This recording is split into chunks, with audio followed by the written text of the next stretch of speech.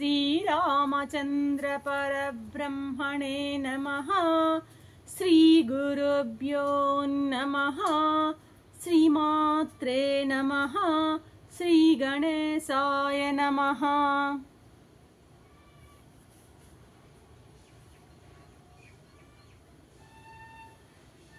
ప్రియాత్మ బంధువులారా, యోగ వాసిష్టము ఉపశమ ప్రకరణం ప్రారంభం 283వ భాగం.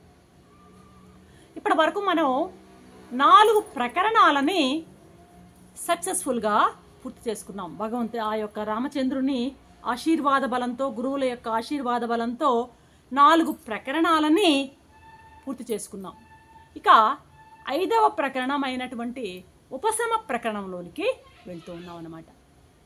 ఇప్పుడు మనం చేసినటువంటి 4 ప్రకరణాలు ఏవి ఒకసారి గుర్తు చేసుకుంటే, వైరాగ్యం మొదటిది వైరాగ్య ప్రకరణం, ముముక్ష వ్యవహార ప్రకరణము, ఉత్పత్తి ప్రకరణము, స్థితి ప్రకరణము. ఇప్పుడు 5వది వచ్చి ఉపశమ ప్రకరణం అన్నమాట. ఇప్పుడు ఉత్పత్తి స్థితి ప్రకరణాలు మామూలుగా సృష్టి యొక్క ఉత్పత్తిని, సృష్టి యొక్క స్థితిని చెప్పాయి అన్నమాట. ఉత్పత్తి ప్రకరణం సృష్టి యొక్క ఉత్పత్తిని, అంటే ఉత్పత్తి కాలేదు అని చెప్పిందిలేండి, అది వేరే విషయం. ఉత్పత్తిని, అదేవిధంగా స్థితి ప్రకరణం సృష్టి యొక్క స్థితిని చెప్పింది. ఇప్పుడు ఉపశమ ప్రకరణం ఏం చెప్పబోతుంది అంటే లయాన్ని చెప్పబోతుంది. సృష్టి, స్థితి, లయాలు, ఈ 3 ఏవి ఉత్పత్తి, స్థితి, ఉపశమ ప్రకరణాలు చెప్పినటువంటి విషయాలన్నమాట. ఇక నిర్మాణ ప్రకరణం ఉంది తర్వాతది, చివరిది అనమాట నిర్మాణ ప్రకరణం. మరి ఈ నిర్మాణ ప్రకరణం ఏం చెప్పబోతుంది అని మనం కనుక ఆలోచిస్తే ఏం చేస్తుంది? అది సృష్టి కాదు, స్థితి కాదు, లయం కాదు. సృష్టి, స్థితి, లయాలు బాగా ఈ 3 అభ్యాసం అయితే ఉపశమనం కలుగుతుంది. అది అంటే ఏది మనం ఇప్పుడు చెప్పుకోవాల్సింది ఉపశమ ప్రకరణం కదా.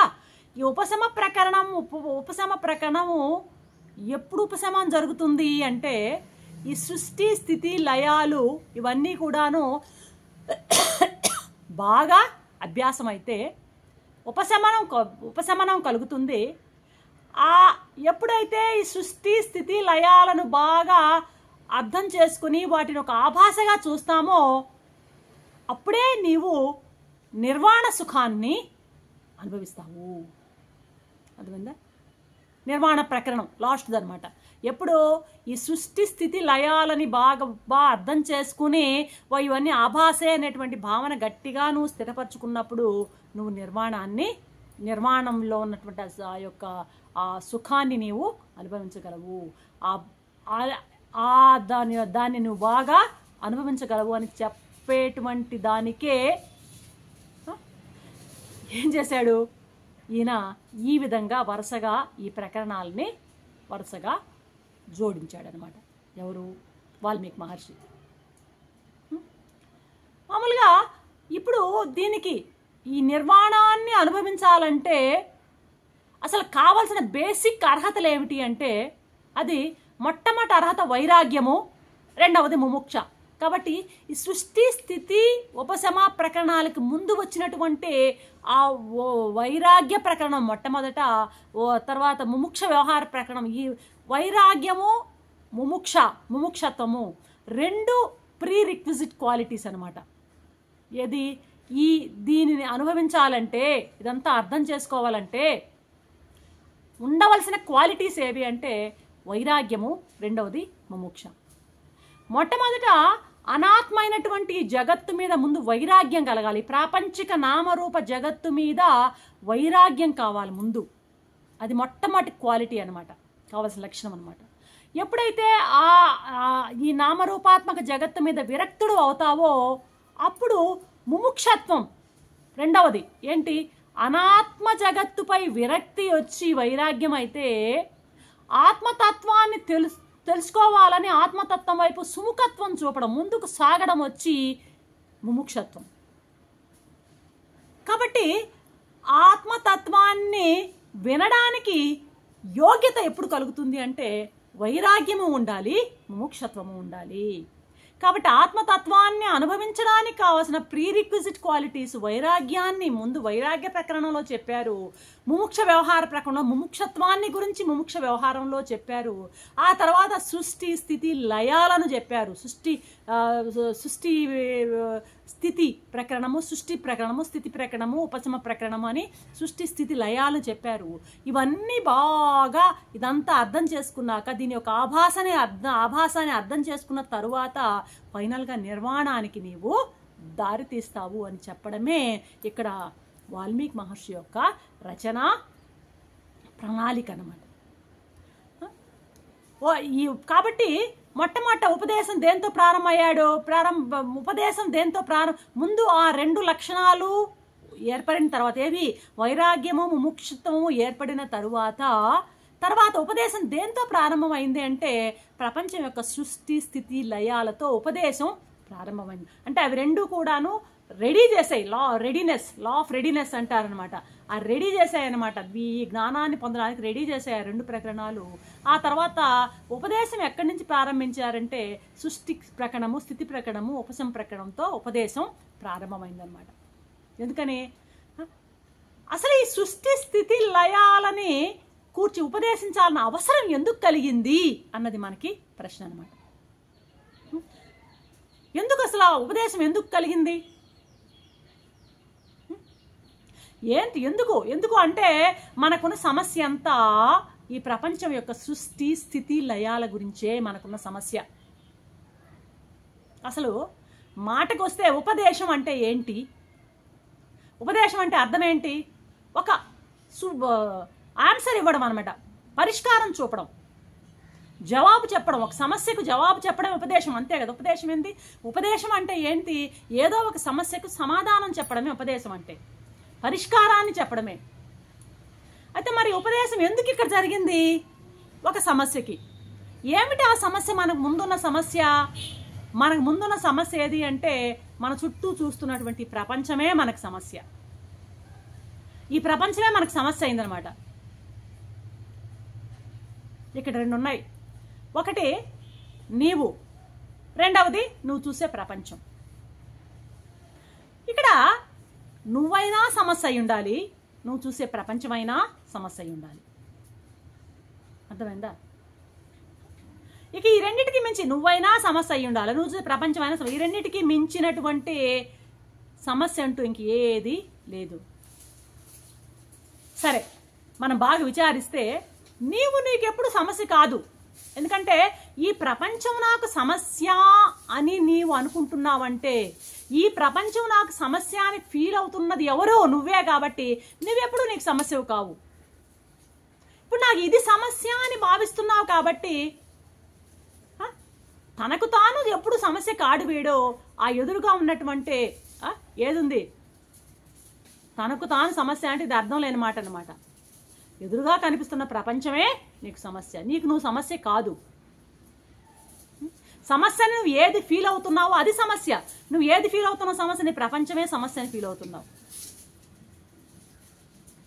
ఈ ప్రపంచం అంటే ఏమిటి, దీనికి సంబంధించిన లక్షణాలు ఏవి, వాటిని గన బాగా వివరించి చెప్పితే అప్పుడు నీకు ఆ ఉపదేశం, నీ సమస్యకు జవాబు వస్తుంది. అయితే మనం ఇప్పటి వరకు చూసింది ఏంది? అసలు ఇక్కడ ప్రపంచం ఉన్నది, దీనికి కొన్ని లక్షణాలు ఉన్నాయి అని చెప్పాలా, లేక ఈ ప్రపంచం లేదు అని, దీనికి లేదు అని చెప్పాలా? ఈ ప్రపంచం ఉంది అంటే ఉంది అని మనం వర్ణించడం ప్రారంభించామనుకో, ఇంకా దానికి అంతే ఉండదన్నమాట. దాని సమస్యను తీర్చడం వీలే కాదు. ఉన్నది అంటే అని మనం చెప్పే పక్షంలో ఈ ప్రపంచం అనే సమస్యకు ఇంకా ఇంకా ఇంకా ఈ సమస్యలు పెరిగిపోతాయే కానీ ఉన్నది అని అంటే దానికి తుంచడానికి వీలు కాదనమాట. మరి ఇప్పుడు ఎలా చెప్తే సమస్య తీరుతుంది? ఎలా చెప్తే సమస్య తీరుతుంది? లేదని చెప్తే సమస్య తీరిపోతుంది. మరి లేదని ఎట చెప్తావు? కళ్ళ ఎదుట ఈ విధంగా దయ్యంలాగా కనపడుతున్న దాన్ని లేదు అని చెప్పడానికి నీకేం అధికారం ఉంది? కళ్ళ ముందు కనపడుతుంది ఈ సమస్య, ప్రపంచం అంతా. ఇది లేదు అని చెప్తే ఎలా అయ్యా చెప్తావు? కనపడుతుంది కదా మనకి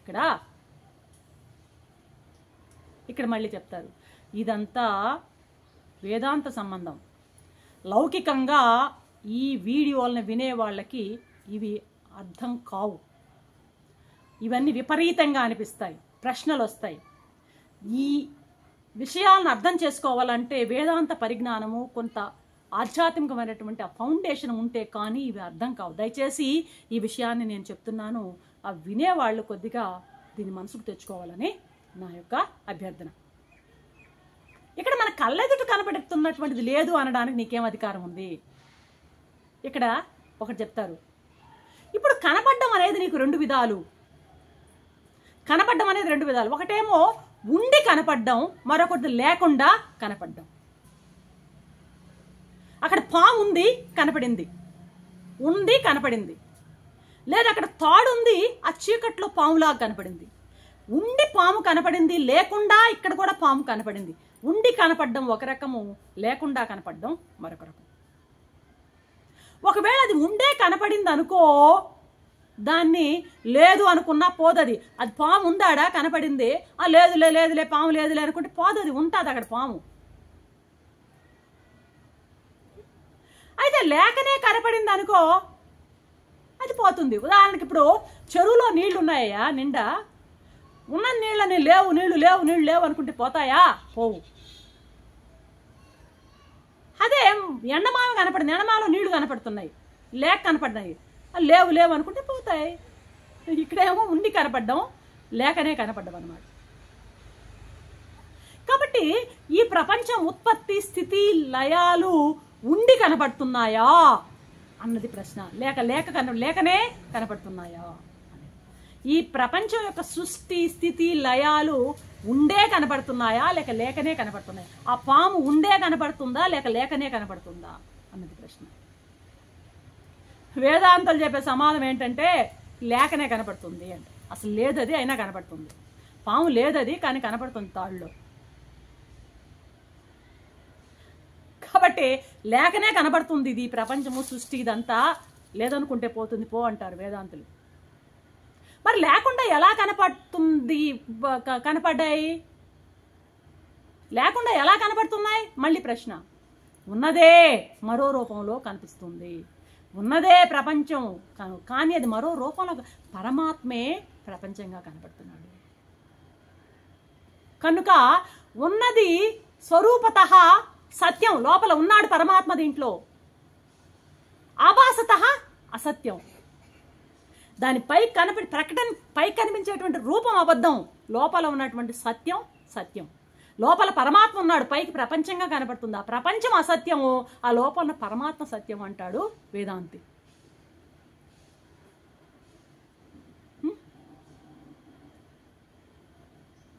ఆ యొక్క సత్యం మీద, ఆ రియాలిటీ మీద ఆధారపడి ఈ పైన ఆభాసలాగా ఇది కనపడుతుంది. లోపల ఉన్నది పరమాత్మ, పైకి కనపడుతున్నది ప్రపంచం. కాబట్టి పైకి కనపడే ఆభాసని పరమాత్మగా మార్చుకో, ఆభాసను స్వరూపంగా మార్చుకో. ఆభాస పైకి కనబడుతున్నాడు ప్రపంచము, లోపల పరమాత్మ, పైకి కనిపించే ప్రపంచాన్ని పరమాత్మగా మార్చుకో. ఇప్పుడు కచుడు నిన్న గానం చేసినటువంటిది అర్థమవుతుంది.